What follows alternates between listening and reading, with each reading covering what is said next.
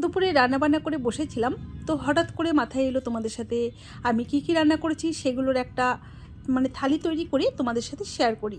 Good afternoon everyone, আশা করি তোমরা প্রত্যেকেই ভালো আছো এবং সুস্থ আছো।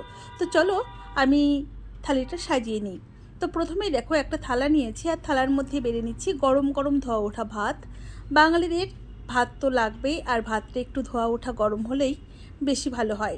এই যে এখানে নিয়ে নিলাম লাল শাক, যেটা আমি বাদাম দিয়ে বানিয়েছি, আর এই যে দিয়ে দিচ্ছি আলু চোখা, যেটার মধ্যে তেল মশলা খুবই কম, তেল সামান্য আর মশলা একেবারেই নেই। আর এখানে একটা আমলকি সেদ্ধ দিয়ে দিচ্ছি। আমলকির মধ্যে কিন্তু প্রচুর পরিমাণে ক্যালসিয়াম রয়েছে, আমলকি কিন্তু আমাদের শরীরের পক্ষে খুবই ভালো। সাথে দিয়ে দিলাম মাছ ভাজা আর মুসুর ডাল টমেটো দিয়ে ঝুড়ো করে কেটে নেওয়া বেশ কিছুটা স্যালাড দিয়ে দিলাম। এর মধ্যে ছিল পেঁয়াজ, গাজর, শসা, টমেটো আর ছিল কাঁচা লঙ্কা। আর এর সাথে এই যে পাতলা ফুলই মাছের ঝোল, এটা কিন্তু স্বাস্থ্যের পক্ষে খুব উপকারী মাছ, আর ঝোলটা কিন্তু মশলা ছাড়াই, সজনে ডাঁটা, গাজর সমস্ত কিছু দিয়ে। কেমন লাগলো জানিও, ভালো লাগলে পাশে থেকো।